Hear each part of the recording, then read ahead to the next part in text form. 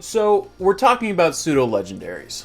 What's up everyone, it's TheJarvitar, and Pseudo-Legendaries are among the most important Pokemon that get introduced in a given generation.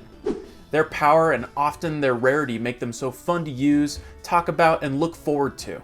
Often the champion that you'll face at the end of a Pokemon League will have one themselves. Think Cynthia's Garchomp or Steven's Metagross. And I know I've talked about it before, but I just can't shut up about how cool it was to see Blue with a Tyranitar in your rematch team against him in Fire Red and Leaf Green. Pseudo-Legendaries are famously strong, and in the 9 generations that we've had, we've received only one per release, except once. The 3rd generation of Pokemon, Ruby and Sapphire, released with 2 separate Pseudo-Legendary lines. Salamence and Metagross are both incredible Pokemon that set apart Gen 3 as the only one that doesn't restrict itself to only one Pseudo. But what if this wasn't the case? When watching M&J TV's recent video about designating Pseudo-Legendary Pokemon for every type in the game, I thought myself about what Pokemon I think could fit as second Pseudo-Legendaries for those generations that only have one, which is most of them. All things considered, this list has been made purely off of vibes. What Pokemon I feel like fit the overall image of what we've come to expect. I'm going to be pretty loose with what traits may prevent a Pokemon from being considered. For example, most of the Pokemon on this list only have 2 stages. One thing I am specifically looking out for is Pokemon that are not dragon types. We've had plenty of Pseudos that are dragons. Let's spread the love. Essentially assume that all these Pokemon will get the buffs necessary to make it to that base stat total of 600, they'll get 3 stage lines, and they'll evolve through level up. But before we do launch into this, I just wanted to ask those watching this video that if Pokemon discussions like these are something that you're into, leave a like on this video and subscribe to the channel. Also, we recently got a Discord server up and running. I'll make sure to link it in the bio if you're hoping to join this small community of Pokemon trainers that we have here on TheJarvitar. And with all that in mind, I think we'll start in Gen 9 and we'll work our way down. So, Scarlet and Violet introduced the Ice Dragon type Baxcalibur as its Pseudo. This Godzilla-inspired beast is a great addition to the roster, but there are other Pokemon from Paldea that I think could also fit the vibe. And since we're talking about Baxcalibur, I'd like to take a second to mention that Frigibax really is one of my favorite Pokemon from Gen 9. I just think its design is perfect. I saw this meme once that Frigibax is the most Pokemon-looking Pokemon to be introduced in a long time, and I don't know why, but it just fits. It just works. Now, Satitan is one of the most unique Pokemon introduced in Gen 9. Design-wise, it certainly sticks out, being a massive ice whale that never skipped leg day. It's attack-oriented, but its shining stat is actually its HP with base 170. This big ol' fish is tanky for sure. But when it comes down to it, we already have an Ice-type Pseudo in this generation. One Pokemon that we certainly need to mention is Archaludon, since it actually might already have a legitimate claim to the title. Archaludon has a base stat total of 600, but I don't think that picking Archaludon for this would be very interesting. Kingambit would not be too hard to rationalize as a Pseudo, but there's another Steel type found in these games that I think could fit, but not in an orthodox way. Hear me out. I feel like I say hear me out every video. Tinkaton as a Pseudo-Legendary. Alright? We need a Manic Fairy with a massive hammer to hold the title. And it seriously wouldn't be that hard. Just give Tinkaton some buffs across the board, she already has a 3-stage line, and evolves through level up. Give her the power she needs and a slow growth rate, and we're in business. It would also just be a hilarious foil to Baxcalibur, who is the imposing dragon. But Tinkaton's 2 types are super effective to Baxcalibur's 2. Come on, it'd be really funny.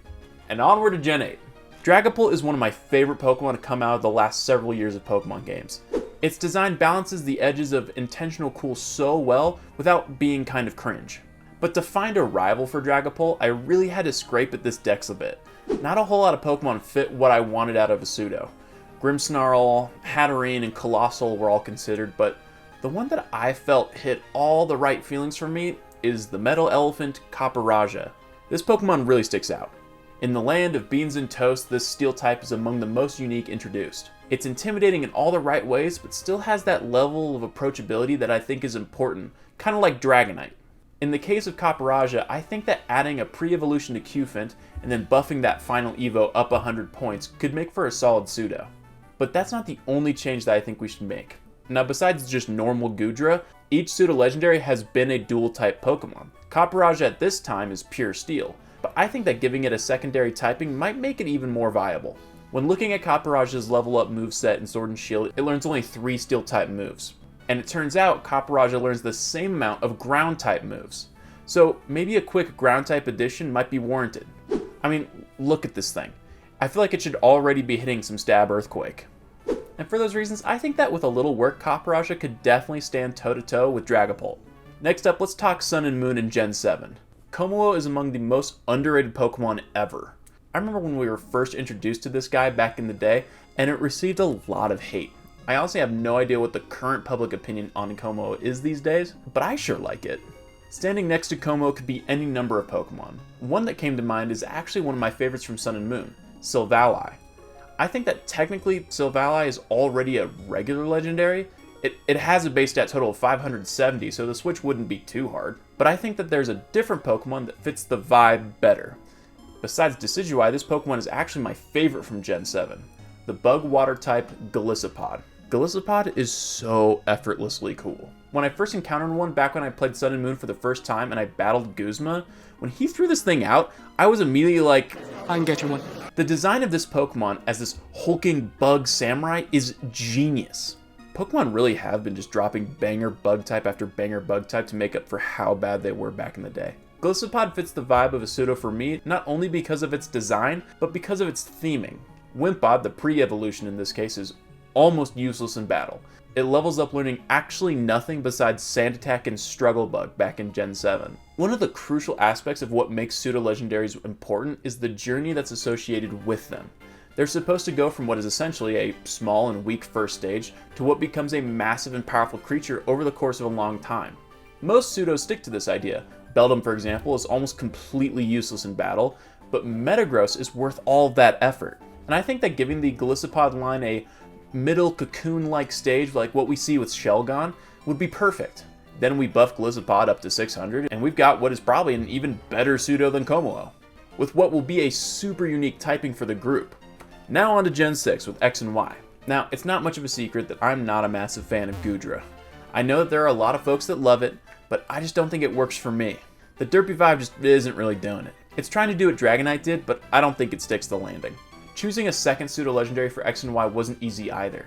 In the generation with the smallest local Pokedex, there's one choice that sticks out like crazy. It's Noivern. But I'm trying to avoid dragon types with this list, and choosing Noivern is kind of low-hanging fruit. It's just too obvious, and frankly I think that it should have been the pseudo in the first place. But there's another Pokemon here that I think really works. This late game Mon is the ace of the last gym leader and definitely fits the right size and vibe. Avalugg is a really interesting Pokemon, but I feel like it's one of the more slept on that comes from these games. A funny story about Avalugg, during the build up to the release of Pokemon X and Y 11 years ago, 11 years ago? I was on Cerebi nearly every single day, checking to see what the latest leaks coming from Japan were concerning the game. That hype season was legit, and I look back on it with so much nostalgia. Avalugg was not one of the Pokemon announced before the release of X and Y, so when the games dropped, Cerebi started filling out their pages with all the new Pokemon, and I saw Avalugg there. But the way that it was shown on the webpage made it really confusing as to what I was looking at. I looked at the image that was there, and it seemed like it just wasn't even fully loading. It wouldn't be until I fought Wolfric at the end of the game that I realized that no, that image was fully loaded. Avalugg is just really flat. At any rate, yeah, if we buff this thing to 600, give it a new second stage, we'll have a perfectly good pseudo to stand next to Derposaurus over here. Now Black and White is interesting. In what may be the direct opposite of Goodra, we have the most edgy looking Pokemon that has ever been made. Hydreigon is the type of Pokemon that would drink monster energy and punch holes in drywall. Is it cool? Yeah, but I think it was intentionally made to be so cool that I think I resent it. As for a second pseudo to go with, there is another obvious dragon type choice. I think that I probably wasn't alone in thinking that Haxorus already was a pseudo when I started playing Black and White. It's almost perfect for it, but again, I want this list to be interesting. So let's go with something else. At the bottom of Relic Castle was an encounter that I'm sure we all remember. Down there, just chilling, was a Volcarona. Such a cool encounter led to a lot of us thinking that Volcarona was a legendary Pokemon, but it turns out you could get your own Larvesta egg elsewhere in the game. You just had to endure the personal hell that is leveling that thing up to level 59. Gosh, Gen 5 really went wild with that sort of thing. Volcarona only needs 50 stat points to get to that 600 threshold, so I think if we were to buff it slightly, give it a second stage to help with that grind, we'd have a really incredible pseudo-legendary Pokemon. And that's the second bug I've chosen. Now, Diamond and Pearl has one of the most iconic pseudo-legendaries of all time. Garchomp will go down as among the GOATs. It's one of my brother Jarchomp Collectibles' favorite Pokemon, hence the name. And Gen 4 specifically is a really interesting one to look through, because it's filled to the brim with incredible Pokemon. But a lot of these were evolutions of old Pokemon like Magmortar and Electivire. And I felt specifically like this gen I should choose an original Sinnoh Pokemon as a second pseudo. Abomasnow is so cool. Like, the design of this Pokemon generally goes so hard, but it gets little to no hype at all. Grass Ice is a really cool typing, certainly not defensively, but still I think it provides a really great contrast for Garchomp. Now I think that out of all the Pokemon on this list, just off the top of my head, except maybe Tinkaton, Abomasnow is actually the weakest as far as base stat totals is concerned, with 494. Now imagine if Abomasnow was way more beefy and had a pre-evolve to Snover. We'd really be cooking here, but not too hot because this poor guy is 4 times weak to fire. And that would be a major weakness that we'd have to account for. Zooming past Gen 3, since it's the reason that we're having this discussion in the first place, we're hitting up Gen 2, home of my favorite Pokemon of all time, Tyranitar. Honestly, this gen was so hard to decide to the point that I definitely cheated. Seriously, the only Pokemon that I felt could have any claim at all would be Kingdra, but not only is it a dragon type, but the bulk of its line is found in a whole nother generation. So yeah, I cheated, and I brought an evolution of a Pokemon found in this generation down to act as the new pseudo for Gold and Silver, Ursaluna. Look, I really can't handle any judgment right now. Gen 2 was really putting me through it. Ursaluna is already almost barely, get it, barely, there as far as the qualifications for a pseudo are concerned. Its normal form has a base stat total of 550, and it's already part of a 3-stage line. Just change the evolution method, hit it up with 50 stat points, and we're good to go. Genuinely, Ursaluna is such a cool Pokemon, and in the future, I hope that we're given easier ways to access those Pokemon that were introduced in Legends Arceus. And I didn't even mention anything about Blood Moon Ursaluna. I think that deserves its own video. But yeah, Ursaluna as a pseudo. It. And now finally where everything began. The first pseudo-legendary in this series was Dragonite. Back then there wasn't a classification for this type of thing.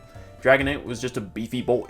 But there are actually a few Pokemon from Gen 1 that I think would be super cool to see get buffed up to pseudos. My first thought was for Arcanine to see some love, but something about it made me hesitate. My next thought was Gyarados, who certainly looks the part, but I think that adding a middle Evo to Gyarados would completely ruin the whole point of what it is as a Pokemon. You know, the all-powerful serpent coming straight from a useless fish. So I chose Snorlax. Next to Dragonite, there really isn't a Gen 1 Pokemon that I'd like to give a hug more than Snorlax. It already is crazy beefy with a base stat total of 540, and it certainly is iconic enough to hold the position. I mean, I own Snorlax merch. Kick it a few stat points, add a middle Evo, and Snorlax could certainly be a stellar pseudo-legendary Pokemon from Gen 1. And with that, I just want to mention again that if having a Pokemon discussion like this was something that you're into, feel free to leave a like and subscribe to the channel. And if there were any Pokemon you think would have been a better fit on this list, feel free to let me know in the comments section. And if you're hoping to join the JarviTar community, be sure to stop by the Discord. That's where you can interact with me and other subscribers, and find out times that I'll be going live on Twitch. It would be great to meet you all. Plus, as I always mention, if you're a fan of the Pokemon TCG, be sure to go check out my brother Jarchomp Collectibles' channel. That all being said, peace out, Pokemon trainers.